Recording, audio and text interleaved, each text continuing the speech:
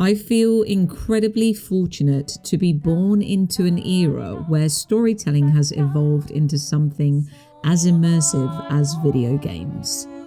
We walk through worlds so detailed they would blow our ancestors' minds. And we exist at a unique moment when English has become a bridge connecting stories, emotions, and perspectives across cultural borders. So here I am, combining two of my passions, linguistics and gaming, to offer you a different kind of game analysis of Clair Obscur Expedition 33.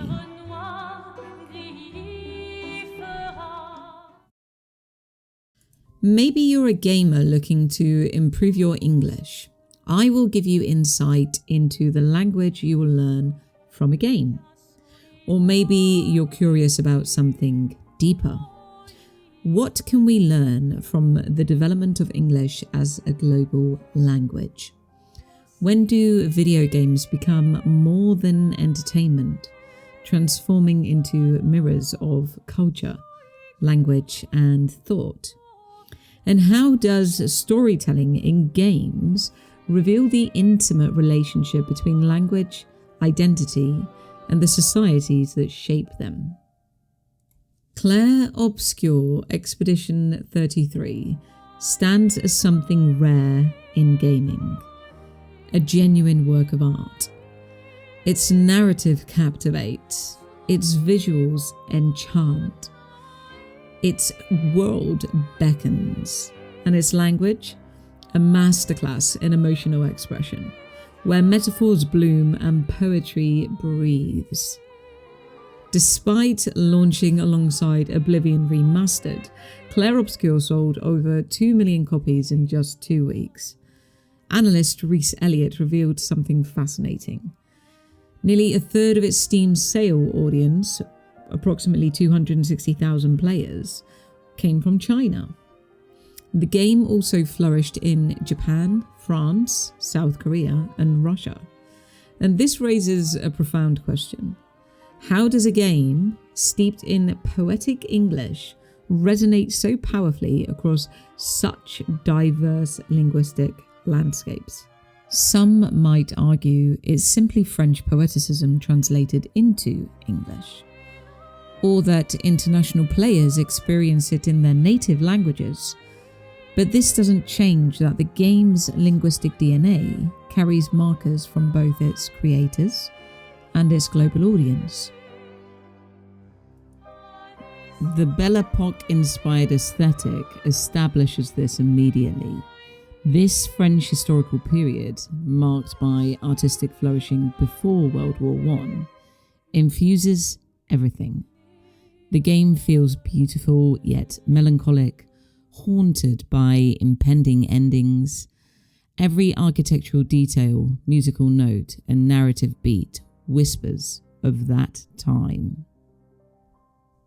When I reference the Belle Époque aesthetic or French romantic elements, I recognize these are themselves diverse, heterogeneous cultural movements, containing many contradictions and perspectives.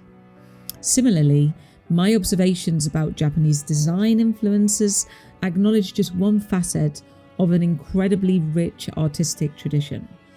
What fascinates me is not defining these cultural elements in rigid terms, but exploring how they converse with each other within the game's artistic landscape. And this essay offers my personal journey through that conversation, an invitation to consider how games like Clair Obscur might help us understand cultural exchange in our increasingly connected world. In Act 1, we'll explore how English functions as both art and emotion in the game. In Act 2, we'll examine the cultural fusion at play, French elegance, Japanese influence, and British subtlety. And in Act 3, we'll consider what this means for language learners and look at how games like this can transform your relationship with English.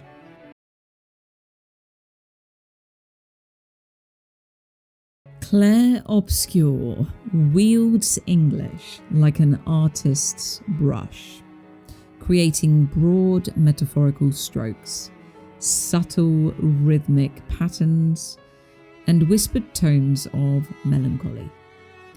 For language learners, it offers a masterclass in expressive vocabulary, evocative adjectives, abstract concepts, and metaphors that demand emotional engagement. The game never talks down to its audience. Instead, it invites you to raise to its level. What surprised me the most was the voice acting. Given the setting, I anticipated strong French accents or even full French dialogue. Instead, we hear remarkably Anglophone performances. CL with a gentle Cockney lilt. Yeah, I am. Very lucky. Monaco with refined Southern English inflections. I know I shouldn't grow attached to humans. And Verso sounding BBC polished. I can't believe you told CL about the wine. This isn't a criticism. The acting is superb, but it raises a crucial question. Why, in a game so visually immersed in French aesthetics, is the spoken language so thoroughly English? We do hear occasional phrases. Merde! Mon ami! Hey, bonjour mon ami. CL? Odd, I don't know. He seems nice. Merde!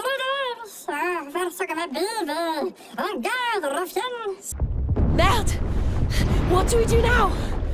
And there is singing in French. But these function more as cultural garnish than true linguistic integration. For learners, this creates an accessible entry point. Rich English dialogue sprinkled with just enough French to spark curiosity without creating barriers. Perhaps the developers worried that pronounced French accents might veer into stereotype, like the cartoonish chef in Ratatouille, creating unintended comedy in a game meant to be poetic and tragic. Other French-developed games, like A Plague Tale, do feature French accents, but this approach comes with challenges: potential inauthenticity, limited actor availability, and possible audience disconnection.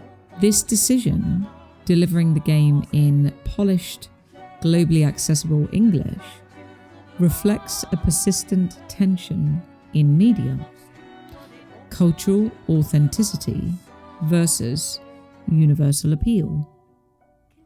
Stronger French accents might have enhanced regional flavour, but potentially alienated some players. And this calculation isn't neutral. It's shaped by deeply ingrained perceptions about accents, intelligence, and credibility. English, particularly a received pronunciation accent, carries historical weight. From early BBC broadcasts to international education systems, RP emerged as the model of educated English, what some deemed as aspirational, authoritative, and proper. This legacy persists in some corners of the world. A natural or refined English accent remains the default voice of many global entertainment avenues, especially when conveying intelligence or emotional depth. The irony is that very few people actually speak with an RP accent today, and many ESL learners find that they struggle when arriving in the UK, as the ideologies don't match the reality. This isn't merely about clarity, it's about power. Clair Obscur uses English to reach a worldwide audience, but its delivery, with polished, unmarked accents, speaks volumes about which voices we're conditioned to trust and which we marginalise. The absence of strong French accents might avoid caricature, while simultaneously reflecting our cultural biases. Yet, despite these complexities, I find profound joy in watching English evolve, not as an imposing monolith, but as a meeting point, a bridge. What we're witnessing isn't simple cultural dominance, but transformation. Today's English doesn't just conquer. It adapts, absorbs, and blends. And games like Clair Obscur suggest it can do so while preserving cultural expression.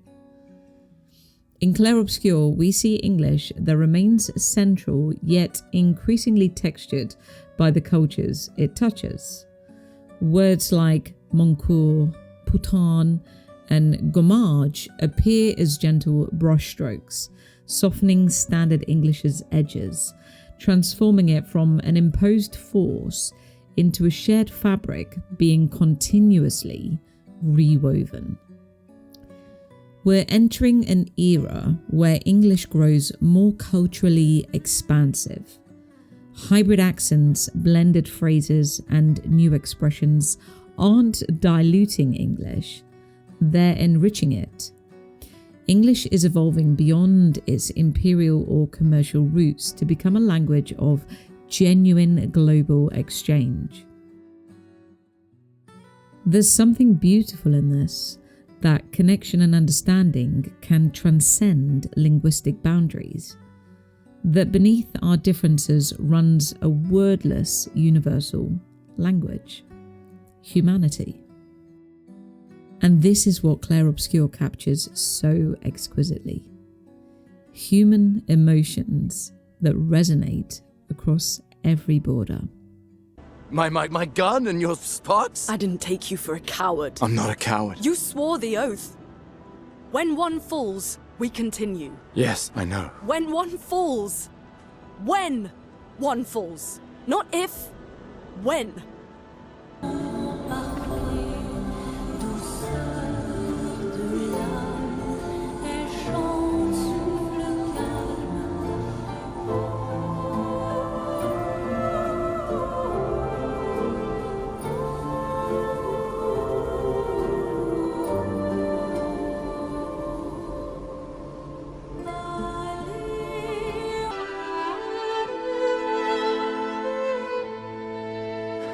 I'm here.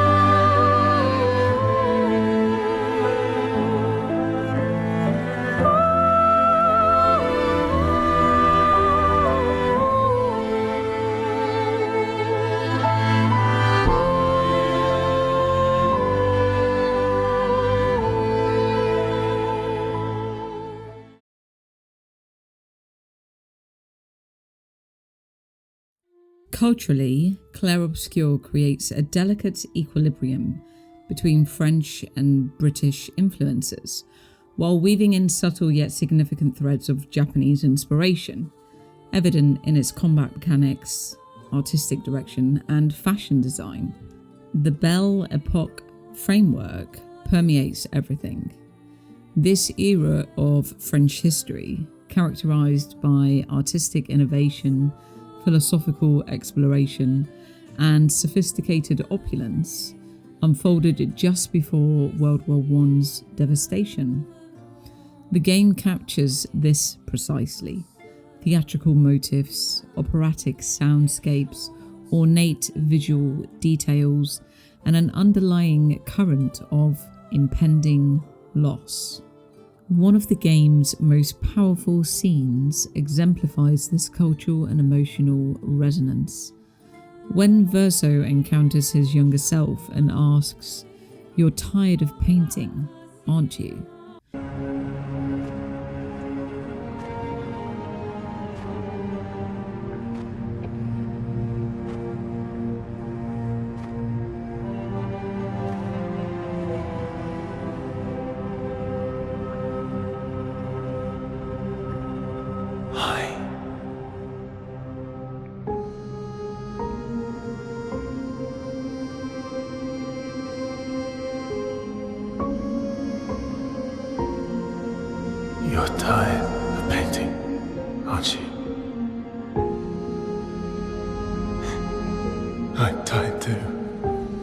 The exchange unveils layers of meaning far deeper than the surface question suggests.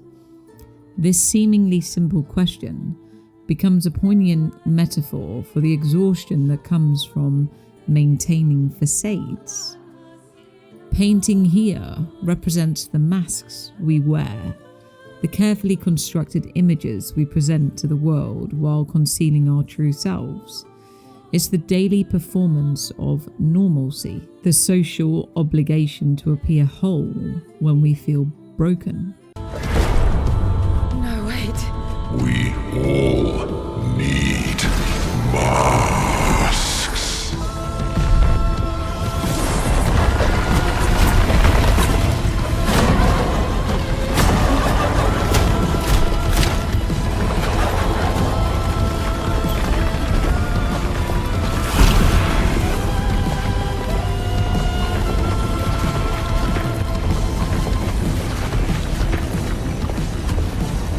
This mask can't hurt me. Because it is me.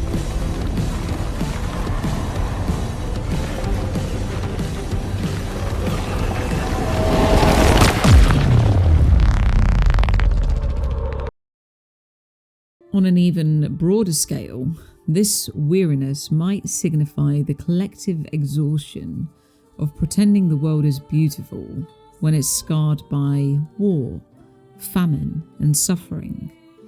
The act of painting becomes pretense, creating pretty pictures that obscure ugly truths, maintaining pleasantries whilst carrying the weight of awareness about global tragedies.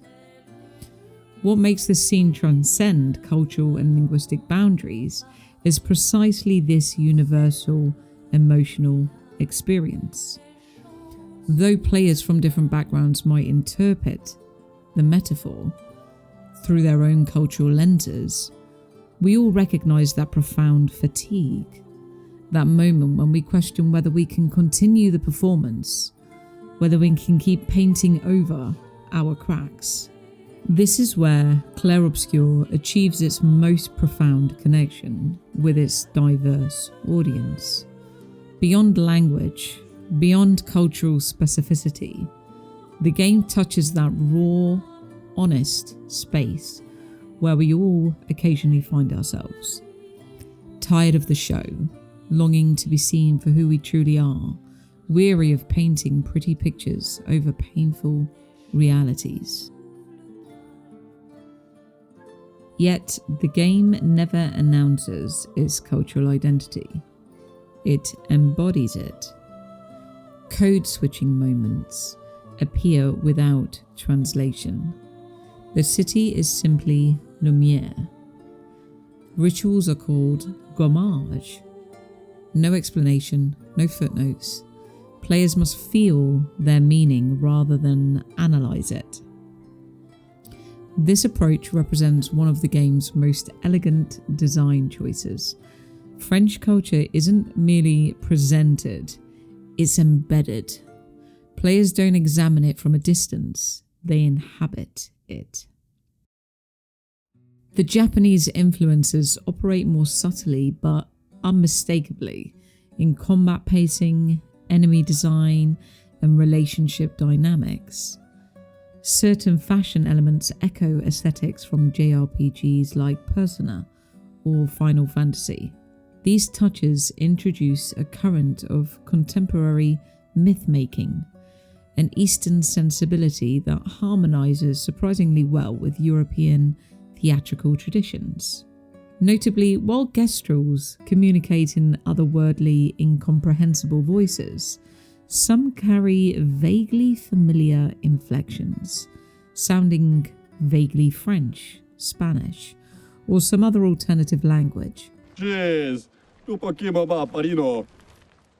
No, it's just that it's the password. Rico femicola, gor granda bari bombino, passwordito. Gomiku rapito sava. Is that a gestural?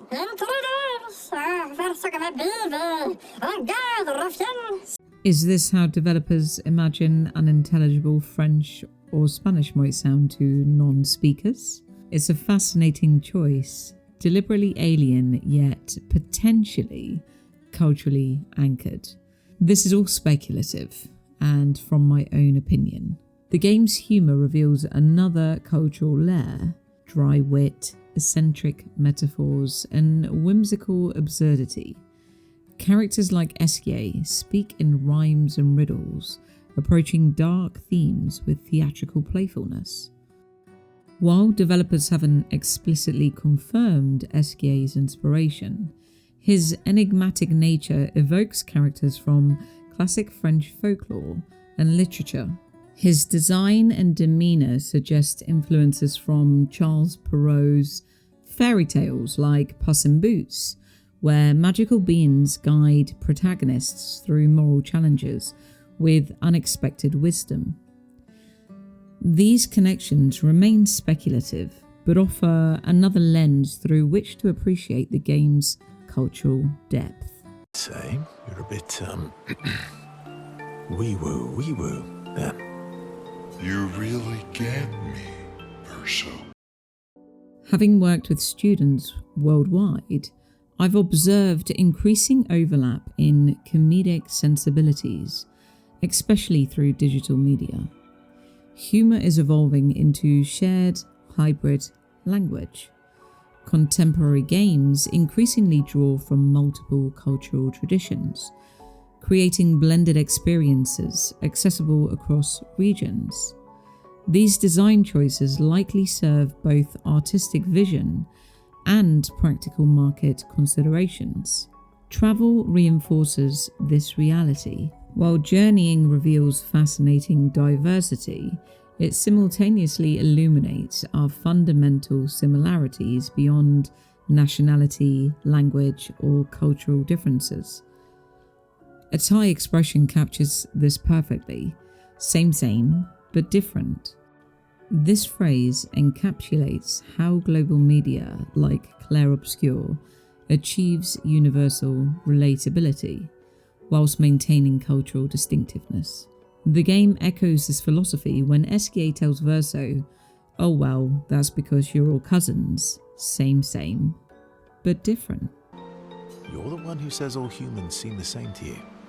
Oh well, that's because you're all cousins. Same, but different. Right, so, maybe it's that. Clair Obscur explores universal themes, morality, sacrifice, legacy, without anchoring them to any single cultural belief system. Its moral framework remains open-ended and ambiguous. We find echoes of reincarnation, spiritual renewal, and existential questioning that resist clear categorization with Buddhist, Christian, or other specific traditions. Celebrating through drink, mourning through tears, protecting through combat, these expressions transcend cultural boundaries, requiring no translation. Characters like Gustave or Ciel achieve global resonance by drawing from archetypes familiar across Japanese RPGs, French artistic traditions, and British narrative sensibilities. What does it signify when a French-inspired game, voiced in British English, shaped by Japanese mechanics, captures the hearts of Chinese players? It signals a transformative cultural moment. Games like Clair Obscur aren't merely entertainment, they're catalysts for a new kind of global conversation. We're not just playing across borders, we're learning to think, feel, and speak across them too.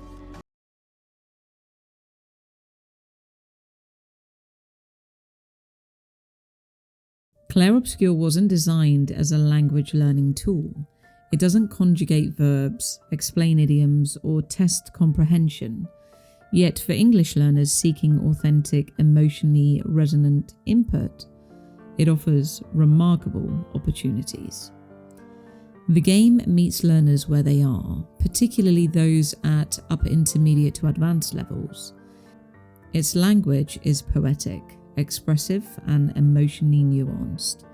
It doesn't explain itself, but demonstrates how English sounds when infused with genuine feeling.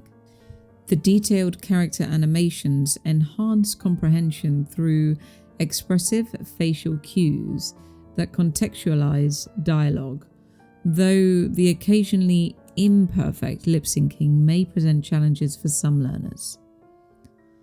The game excels in practical accessibility. The UI remains clean and intuitive, tutorials progress at a considerate pace, tooltips offer clarity without condescension. The ingenious long press to skip mechanic prevents reflexive dialogue skipping, giving language learners crucial processing time. Clair Obscur showcases English at its most expressive. Metaphors bloom throughout. Alliteration creates rhythm. Vocabulary ranges from functional to philosophical, and poetic constructions appear regularly. While the game doesn't emphasize language production, the input it provides is extraordinarily rich. Players encounter task-based comprehension challenges, receive feedback through dialogue choices, and unlock relationship-driven conversations that reward curiosity with increasingly nuanced language. The game's approachable mechanics enhance language acquisition. Its straightforward combat system and streamlined skill progression reduce cognitive load, allowing players to focus on language and narrative meaning rather than complex gameplay mechanics. The achievement system offers limited language reinforcement. Its prompts appear briefly with minimal contextual support, but this represents a minor shortcoming in an otherwise linguistically sophisticated experience. The syntax alternates between elegant complexity and functional clarity. Alongside poetic abstractions, players encounter practical terminology and controls, skill descriptions, and combat instructions. These genre-specific terms appear consistently, providing familiar touchpoints for learners accustomed to RPG conventions. This balance between poetic expression and functional clarity might challenge some learners, especially those still building foundational skills. But learning through gaming remains deeply individualized. One player might skip every dialogue relying on visual cues and intuition. Another might pause to research unfamiliar words, note evocative phrases, or replay scenes to fully absorb the emotional resonance behind the language. Ultimately, language acquisition depends as much on the player engagement as on the game itself.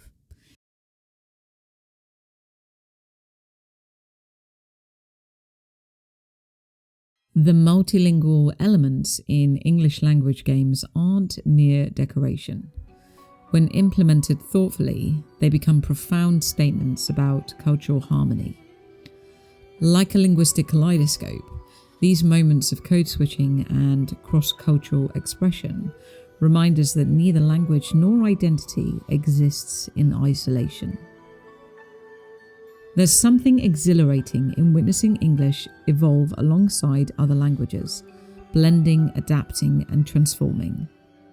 This process points toward a future where language functions not as a barrier, but as a bridge, where English serves not as a colonial imposition, but as a shared medium, flexible, responsive, and receptive to diverse influences. This hybridity brings us closer to genuine cultural understanding. And games, interactive, emotional, and often collaborative, provide ideal environments for modelling multilingual, multicultural coexistence. Throughout our exploration, we've seen how Expedition 33 accomplishes something remarkable. It treats language not as a neutral tool, but as a living medium. It invites players into a world where English isn't standardized, but stretched, shaped into poetic metaphors, expressed through melancholic dialogue, and interwoven with foreign phrases that don't merely add flavor, but fundamentally reshape meaning. The game doesn't simplify or endlessly repeat content.